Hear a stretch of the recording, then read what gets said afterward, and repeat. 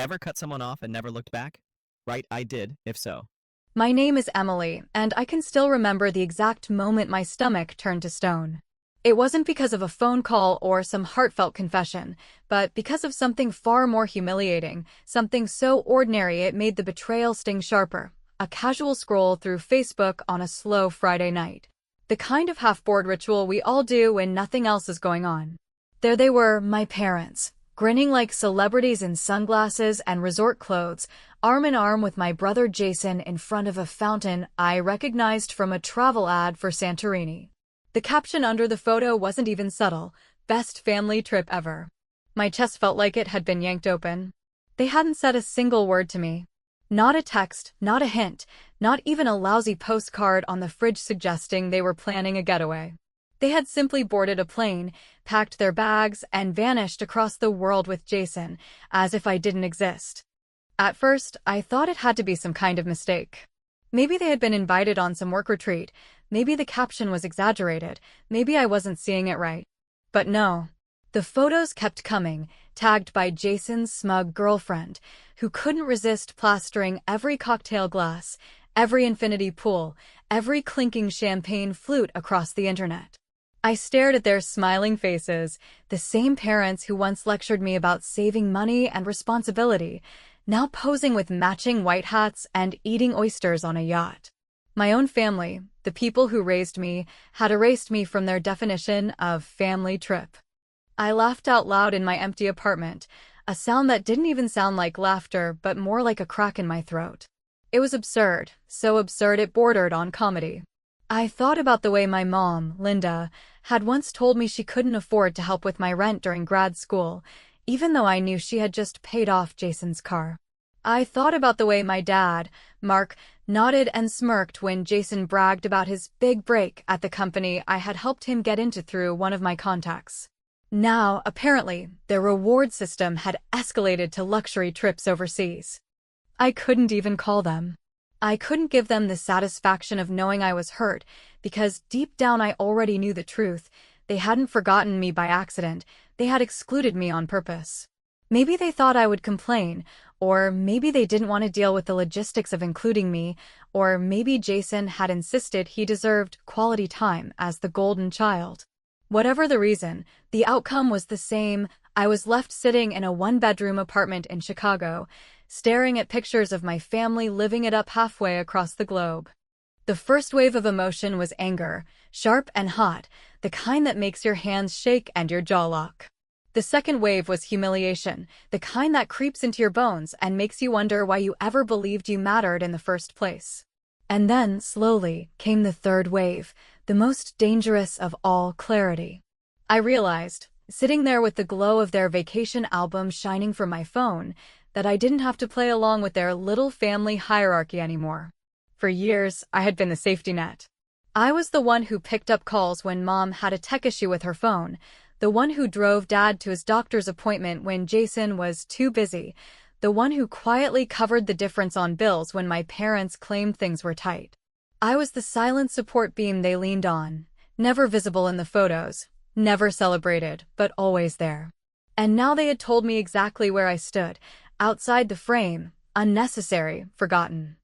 I put the phone down and stared at the ceiling. For the first time in years, I didn't feel the urge to cry or even argue. I felt a different kind of energy running through me, a slow burn that hardened into resolve. They thought they were on vacation, free of responsibility, indulging in luxury like they had earned it. But what they didn't know was that back at home, their carefully balanced world was about to shift. They believed they could exclude me and still come home to the same reliable daughter who always filled the gaps. But they were wrong. I spent the rest of the night thinking, not sleeping. I made lists in my head of everything I had done for them over the years, every small sacrifice, every thankless favor. And then I imagined what it would look like if all of that support suddenly disappeared. What would they do without me paying attention, without me stepping in, without me quietly fixing what they never even noticed was broken? A part of me smiled at the thought, and that was when I knew I wasn't going to scream, I wasn't going to beg, and I wasn't going to explain. I was going to let silence do the work. By the time they got back from Santorini, sunburned and smug, There would be no daughter waiting with open arms, no sympathetic ear, no steady hand to carry the weight they had dumped on me for years. I would be gone in more ways than one. And when they finally realized it, when they looked around and saw that their golden boy couldn't replace the things I had done for them, maybe then they would understand what it felt like to be left out. They didn't know it yet, but the trip they took without me had set something in motion. Something irreversible. Something they could never take back. And I wasn't planning on stopping it. They started calling the second morning of the trip, at an hour that told me they had already discovered something inconvenient, but not yet catastrophic, the tone bright and oversugared in a way that has always meant, "We need you to fix something. But we want to pretend this is just a sweet check-in," and I sat with the phone on speaker while boiling coffee and listening to the tinny background of clinking cutlery and pool music, imagining the hotel breakfast buffet where my mother would be, arranging melon cubes by color for her story while my father pretended to understand the espresso machine like it was a small aircraft, and I said I was happy they were having fun, that the water looked so blue it could stain your eyes, and that I hoped Jason remembered sunscreen because his nose burns faster than his pride, which, despite my best efforts, made my mother laugh and my father clear his throat in that performative way he uses when he senses the joke isn't on the person he wants it. 2. B.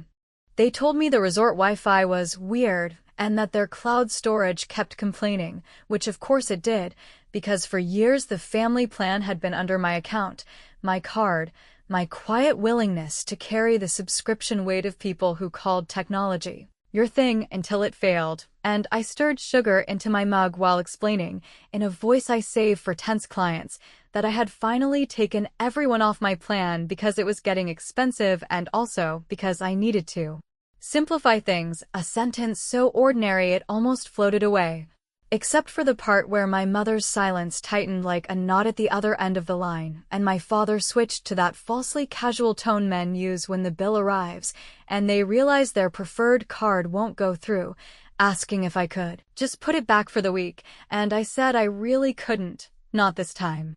They pivoted to small talk, the kind that tries to cover a bruise, telling me about sunsets and a cat that slept on a stone wall near their suite, about Jason ordering something with octopus and pretending to love it,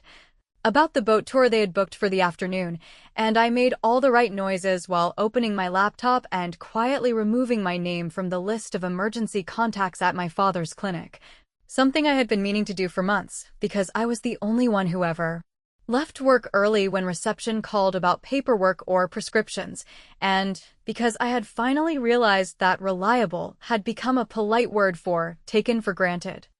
I kept the conversation warm, almost indulgent, asking if the sea made my mother's hair wavy the way it used to on our childhood trips to the lake. Careful nostalgia is an excellent solvent when you need people to stop peering too closely. Then I told them I'd let them get back to paradise and hung up before they could circle to anything resembling apology, and for a long minute I stood at the window watching a bus hiss to the curb and thought about how strange it is that love can feel heavy in the hands, the way a rope looks harmless coiled on the dock and then bites when you pull it wet.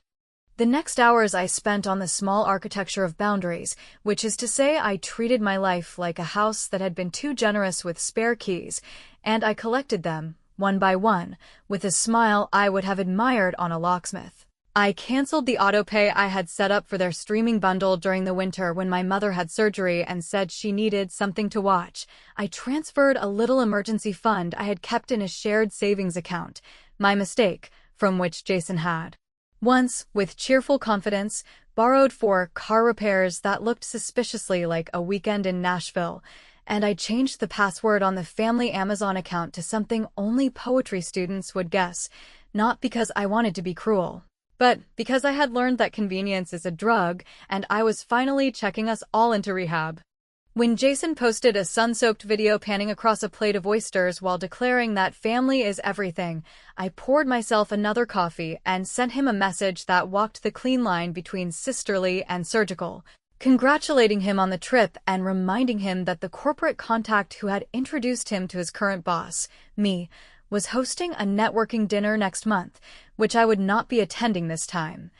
and that if he wanted to maintain the relationship, he might consider writing his own emails for once, because my signature would no longer be available as his calling card. He replied with 3 hearts and you're the best, which I allowed myself to enjoy for exactly 1 second before the notification of another photo from my mother popped up. A shot of a sunset so dramatic it looked like a screensaver, and a caption about gratitude that made my teeth itch. Late that afternoon, after a calm walk past the river and a longer, calmer look at my lease agreement, I did the thing I had promised myself to do for years, but always stalled because the fallout would be inconvenient. I submitted my application for a position in another city, a role I had been gently pursued for and kept on ice out of loyalty to proximity, and I felt a wave of clean fear roll through me, the good kind. The kind that announces you are stepping into air you have measured and found strong enough, and I followed it by scheduling a mail hold on my parents' behalf for the week after they returned, which would nudge them into a trip to the post office and a conversation with each other rather than a call to me, a petty flourish perhaps. But sometimes the smallest absences teach the largest lessons. They called again that evening, voices humming with a brightness sharpened by inconvenience, and my mother asked if I had seen the photos, because I hadn't left any comments, which I pretended to misunderstand by complimenting her dress and asking if the hotel laundry had been kind to linen. And when my father circled back to the cloud storage and said his phone refused to back up his pictures and he didn't want to lose them, I suggested, kindly, that he purchase the storage plan linked to his own account because it was a small monthly expense and independence is a gift a man can give himself at any age, and there was a long pause in which I could hear the sea, or maybe it was the wind off the infinity pool. And I thought about all the times I had padded their lives with my time like folded towels under a shaky table. That night, as the city slid toward its own kind of quiet, I forwarded my father an email thread with the billing schedule for the minor utilities I had been covering since the spring, little things that add up. Like the landline they kept for reasons no one could defend and the security system I had insisted on after a break-in down the block, and I wrote a calm note explaining that I loved them, that costs had changed, that I was simplifying, that everything was set up for an easy transition if they followed the attached instructions, a note so professional it would sit in their inbox like a friendly stranger. Then, with a flick of decisiveness that felt suspiciously like joy, I removed my card from the accounts, not as a punishment, but as an announcement that the era of invisible daughter labor had ended, and I slept better than I had in months. The next morning brought a single-line text from my mother, "We'll talk when we're back," which I read twice while tying my shoes. And I thought how remarkable it is that people can book a luxury trip without telling you and still assume a conversation is waiting on the dock like a valet. And I tucked my phone away and walked to work with the unshowy posture of someone who has stopped volunteering for fires. And, because a little poetic justice is sometimes the only language a family understands, I spent my lunch break migrating the family photo archive I had curated for years, birthdays, graduations, my grandmother's hands kneading dough, into a private vault labeled with a date and a note to myself, leaving in the shared album only a concise set of framed highlights with accurate captions, including the ones I had taken and never been credited for, so that when they opened their phones by the pool, in their crisp resort towels, the gallery would still exist, but the invisible scaffolding would not, which is how I wanted my absence to feel, unmistakable, undeniable, and, for the first time in my life, entirely my choice. They double-texted by sunset, the tone brittle behind the cheer, and I answered with a single line that tasted like cool water after a long run, "Enjoy your week. We'll sort everything out when you're home." And while they told themselves I was being dramatic, I quietly sent a short, courteous message to the neighbor who always called me when my parents' alarm tripped, letting him know I would not be the point person anymore and that he should add Jason's number to his list, which, even from an ocean away, would ring louder than any argument I could make, because the first part of my revenge had already landed where it needed to, on the calendar, on the bill, and on the comfortable assumption that I would always, forever, be there. The following week uncoiled with the quiet precision of a plan I had been half-writing in the margins of my life for years without admitting it to myself, and each errand I ran, each email I sent, Each unglamorous form I completed felt less like abandonment and more like the exact opposite, a form of self-return that does not come with confetti or applause, only the clean click of locks being changed on doors that were never fully mine. I began at my desk before the office filled, opening the offer I had been keeping on read for what felt like a season and answering with a simple acceptance pending start date, then requested a transfer of my portfolio so that when the calendar rolled over to a month without their faces in my phone, my work would travel with me as if it belonged to me, which, inconveniently for my parents' expectations and my brother's swagger, it actually did. Because glamour is a liar and logistics are the truth, I drove to the storage unit I had reserved under a different last name and loaded in the first wave of boxes labeled with nouns that used to anchor a version of me: cookware, books, framed photos where I had finally added my own name to the back in deep ink, and I laughed once, briefly and not kindly, at the memory of how often my mother had said, in her brightest voice, that I was so resourceful, when what she meant was so available. A phrase that functions like a bouquet until you realize you are the florist and the vase and the water and the person carrying it all to the table you were not invited to sit at. I called the leasing office and negotiated the exact exit I needed, which involved a courteous email to my future subletter with a list of building quirks written in the unpretentious tone that gets things done. Turn the radiator valve counterclockwise when it whistles, tip the super with cash, never trust the dryer labeled for, the lint trap lies, and then I set a calendar block that did not exist in my parents' universe. Movers arriving the afternoon before their return flight touched down, a window of hours wide enough to strip my life to its essential bones while the people who assumed I would meet them at baggage claim rehearsed their stories about olive groves and sunsets. While my phone buzzed with secondhand joy from their travel posts, I did the small, careful work that makes absence unmistakable long after the dramatic gestures have faded. I updated my emergency contact in every system that still listed my mother, kindly replacing her number with a direct line to my attorney's office, because even adult children who are tired of being the help deserve a layer of professional quiet, and I filed a change of address form that would redirect my mail to a new city whose skyline I had memorized from hotel windows after conferences where I did more than my title, which is a polite way of saying I was always worth more than the role my family wrote for me. Jason, who had taken to narrating his trip like a lifestyle commercial, sent a voice note about networking momentum and hinted that I should warm up my contact at a firm he wanted to charm. And I replied in a single long sentence that managed to be generous and spine straight, explaining that he could absolutely reach out on his own, that I had already made the necessary introductions months ago. That continued access to my professional relationships would require him to treat them like living people rather than vending machines with my name on the keypad, and I added a final, surgical suggestion about crafting a short pitch that included measurable outcomes rather than vibes. He responded with a thumbs-up sticker that made me roll my eyes so hard the room tilted, and I reminded myself that you cannot see entitlement from inside its aquarium. I then went hunting for the invisible threads I had tied out of love and habit around my parents' daily lives, little practical things that had become so normal as to seem like gravity, and I clipped them one by one, not with anger, not even with ceremony, but with the steadiness of someone cutting a stubborn tag from a sweater. I removed my login from their pharmacy portal and added Jason as the primary because he is their pride when it is easy, and he can also be their pride when it is tedious. I changed the point of contact with their insurance so the forms flowed to their inbox rather than mine, and I called the neighbor who used to treat me as an answering service and said, warmly, that any future alarms, weird lights, or delivery mishaps should go to my brother, who was thrilled to be more involved, according to every dinner we had ever survived.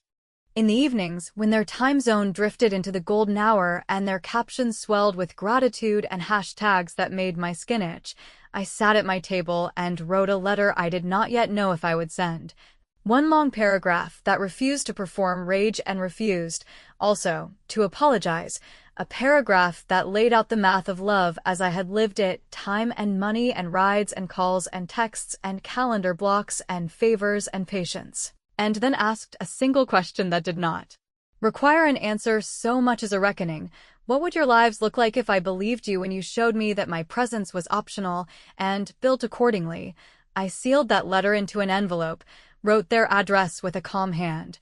and slid it into a folder marked with the date of their return, because revenge that speaks softly has better aim. On the third evening, after I had eaten a sensible dinner and folded clothes into the good suitcase, the one I never used because it felt selfish to take the nicer thing, I opened the family photo archive that had remained half-curated on my laptop, and I did something so small it would register only as a sting days later. I corrected the metadata on every image I had shot and edited of holidays and graduations and birthdays so that my name would finally surface where it belonged, and I removed the autoplay slideshow from their shared screensaver feed, a feature they never understood but loved to brag about to guests, leaving the folder intact yet inert, which is to say I didn't burn anything, I simply ceased to power it. They sent me a sunset from a cliff where the light looked poured out of metal, and my mother wrote that this was what family feels like, and I put my phone face down on the table and finished the last necessary act of the day, which was pure housekeeping disguised as a small hurricane. I initiated the redirect of every service call, subscription alert, appointment reminder, and household hiccup from me to Jason by changing the primary contact across accounts with a sequence of clicks that ended with a confirmation email to him, the subject line reading "Near the point person now," and, because even justice benefits from a flourish, I added a calendar invite in his name, recurring, weekly, forever. For the grocery pickup I had been handling on autopilot, complete with notes about preferences, brands, and the way our father insists canned tomatoes are superior to boxed ones. And then I closed my laptop and sat with the kind of quiet that signals not loneliness but readiness, knowing that the first shock of my absence would not be the empty chair, but the sound of their phones ringing with tasks they used to outsource to love.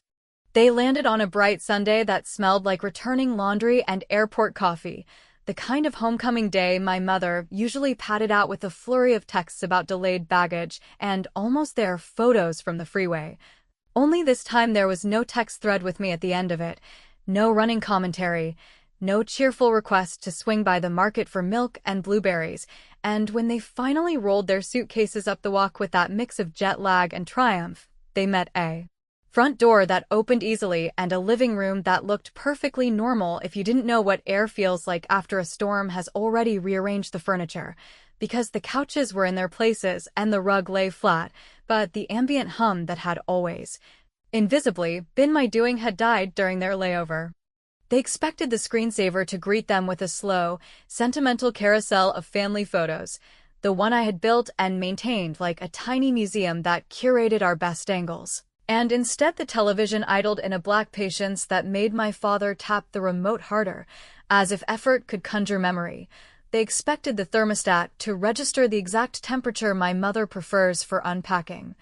and got the default setting that requires a manual nudge and a little humility. They expected the streaming apps to remember them like favorite diners at a small-town restaurant and met sign-in screens that blinked like polite strangers, which is when my mother pressed her lips together in that familiar way and my father muttered, "Strange," with the conviction of a man who believes the universe owes him continuity. They called me, of course they did, twice from the entryway and once from the kitchen while the refrigerator clicked awake and discovered it did not contain the welcome home groceries I used to schedule like clockwork: no berries, no yogurt. No polite illusion that a full fridge was a love letter rather than a spreadsheet. I let the calls pass into the soft void of unanswered rings and watched, miles away, as the message bubbles bloomed and receded, first cheerful, then clipped, then the one word Emily that always pretended to be a question when it was really an instruction. Their first errand, replacing the Wi-Fi password they couldn't find because it had always lived in my head, collided with the new billing reality I had already set, which meant an earnest tech support representative explained how simple it would be to update the card on file, a conversation my father tried to end with, "My daughter handles this," only to discover that, as of last week, his daughter did not. Their second errand, collecting a week of held mail, introduced them to the comedy of bureaucracy without me as translator, a line at the post office and 3 forms that required reading, during which Jason texted me from his car with a half-complaint about, "Why is everything suddenly coming to me?" which I read while setting up a lamp in a new living room that still smelled like cardboard and new paint, the scent of a life that had not asked permission to begin. By mid-afternoon, the alarm system, which had been comfortably trained to my patterns, mistook their comings and goings for suspicious behavior and chirped itself into agitation, and the neighbor did exactly what I had asked him to do. He called Jason, who let it ring out twice, then answered on speaker with a laugh that wilted when the neighbor said, "Did you know your folks are back? Because I'm not calling Emily anymore." And it was such a small sentence, almost friendly, but I could feel it travel like a fault line through a house that had always relied on me to absorb vibrations. At nearly the same moment, the clinic where my father consults on Tuesdays called to confirm his schedule and, meeting a new emergency contact, cheerfully routed a routine question to Jason, who blinked and asked them to just email my sister, and the scheduler, bless her professional script, said, "We have you down as primary now. Is there something you need from us?" Which was not an accusation, merely a factual rearrangement that made him sound young in a way that had nothing to do with age. They finally got me to pick up a desk, which I did on my terms and over speaker in my empty, echo-bright place while assembling a bookshelf with the slow caution of a person who intends to keep the things she owns. And my mother launched into an account of struggles that would have been comic if they weren't the ordinary work of adulthood: logins, forms, the absence of milk, the screensaver that had gone weird, and I listened for a whole minute, which is longer than it sounds, then said that I was glad they were home, and that I hoped the trip had been everything they wanted, and when my father said, with forced lightness, that there had been a mix-up with the accounts and could I just fix it, I let a breath travel through my chest like a long fuse and told him, not unkindly, that there had been no mix-up, only a correction, and that everything now belonged to the person whose name was on it, which is how the world works when we are not styling reality to flatter certain suns. The conversation tilted, as they always do when the old choreography fails, my mother reaching for the soft script appeal. "We didn't think it would be a big deal, honey." And I told her that forgetting to invite your daughter on a trip and then expecting her to feed your refrigerator is indeed not a big deal if she decides to believe you and live accordingly, a sentence that made the silence chewable. I said I had moved some things around in my life and that I would not be coming by that evening, nor the next, and when my father asked, too quickly, "Where are you?" I said I was where I needed to be, and that I would be in touch when it made sense, which is not a riddle, only a boundary translated into English. After we hung up, I sent a single email that had waited in my drafts for a week, a calm, itemized list of every recurring task I had previously handled, with links, instructions, and polite notes about who now owned each, most of them pointing like bright arrows to Jason, followed by a short paragraph that described, without drama, how love had begun to feel like a retainer I had never signed, and I ended it with a sentence that would read like mercy until it didn't. "The next time you plan something for the family, you might try inviting the whole family, because people who are not invited eventually assume they are not needed and build a life that reflects that assumption." I set the phone face down, slid the last book onto its shelf, and stood in the kind of evening that makes even unfamiliar rooms look earned, knowing that the first phase of my revenge had not been an explosion, but an evaporation. The slow vanishing of the river they had always expected to be there when they lowered a bucket, and as the night pulled itself over the windows, I let myself wonder, for the briefest moment, whether absence would teach them anything at all or simply sharpen their story about me. Then I closed the window on the thought and on the city below and promised myself I would not rehearse their reactions, because the second phase, the one they could not prepare for, was already set to arrive at their door tomorrow, signed for, dated, and heavy enough to make a dent. The letter arrived on their kitchen table the following morning, heavy in its plain envelope, carrying no decoration other than my handwriting that my mother used to praise as careful and my father once dismissed as too dramatic. And I know they opened it together because the silence that followed was almost visible even from a distance, the way a house can go still when the usual background hum has been cut off, leaving only the sound of people trying to process words they never expected. from the one child they believed would never turn her back. Inside, I had written everything with the composure of a person filing an affidavit rather than an outburst, describing in precise detail the many invisible ways I had carried their world for years, listing not just the bills and logins and reminders, but the weight of constant availability, the expectation that I would bend so others could stretch, and then I reminded them, gently but unflinchingly, that when they boarded a plane without me and called it the best family trip ever, they had confirmed the suspicion I had been nursing since childhood. I was never meant to be celebrated, only used. I told them I had moved, that I had taken a new position in another city, and that I had left them everything they would need to run their lives without me, including instructions, contacts, passwords, and schedules, but that I would no longer be their shadow staff member or their unpaid third parent to Jason, and that from this moment on, their golden son would be the one to carry the calls and the errands, and the little indignities of care they had thought too small to acknowledge. I did not shout, I did not scold, I simply documented, and the quiet authority of documentation often terrifies people far more than rage ever could. I ended with a line I had considered for weeks, the line I wanted to echo not only in their kitchen but in their heads. When you leave someone out, you leave them free, and when they finally take that freedom, you do not get to act surprised. Jason was the first to break the silence, according to the message he sent me later that day, a clipped, half-ironic complaint that I had dumped everything on him. As though responsibility were a bag of groceries rather than the ordinary load every adult should carry.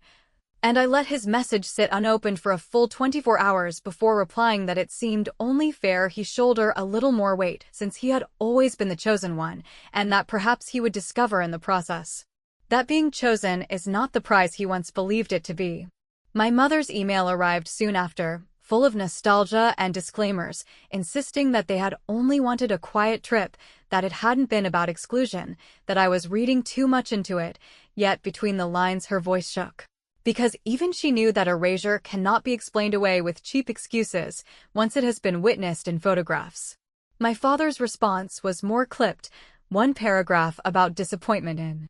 my overreaction and a vague warning that family should not be transactional, which would have stung had I not already realized that they had made it transactional years ago when they consistently rewarded Jason with luxuries while praising me only for endurance.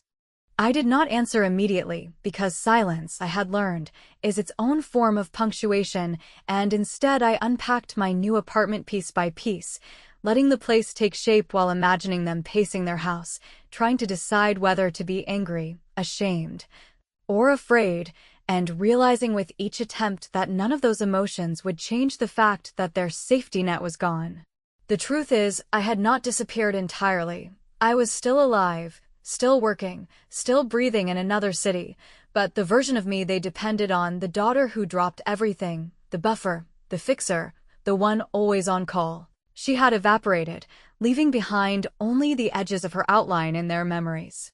What unsettled them most was not that I had left, but that I had not asked for permission to do it. They had always believed my loyalty was permanent, a utility service they could take for granted, and suddenly they were forced to confront a world where loyalty had conditions and consequences. They wanted me to come home for dinner, to talk it out, to let them smooth things over with the kind of apologies that sound warm but ask nothing to change. I declined, politely, with a simple note that I had work commitments, and I left the invitation unanswered the next time they tried again, until they finally understood that forgiveness, if it came, would not arrive on their schedule.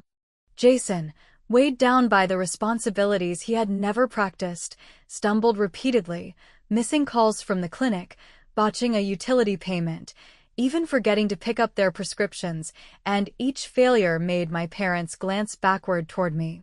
But the door they had once assumed was always open had quietly shut. I knew that in their version of events, I would become the difficult daughter, the one who had turned cold, the one who abandoned them after all they had done, but I also knew that their version of events was no longer the only one. Mine existed too, written in actions rather than words, and actions are harder to erase than family myths. On nights when the city quieted and the glow from the street lamps slipped through my blinds, I thought about them, about whether the emptiness of my absence would eventually feel like punishment or simply like life. And I wondered if they ever sat together in their living room, scrolling through Jason's photos and realizing that what they had celebrated as the best family trip ever had been the beginning of their slow education and loss. Perhaps they would learn, perhaps they wouldn't. I had stopped measuring my choices by their lessons. The final truth, the one I held close like a shard of glass I refused to drop, was that I had not sought revenge to destroy them, only to free myself. They had taken a luxury trip without me, but I had taken something far greater without them, the right to live without waiting for acknowledgement, without bending for scraps, without rehearsing the role of the reliable daughter. Whether they ever understood that or not, whether they chose to rewrite me as ungrateful or strong, bitter or independent, was no longer my concern. They had their luxury, their golden child, their carefully arranged story.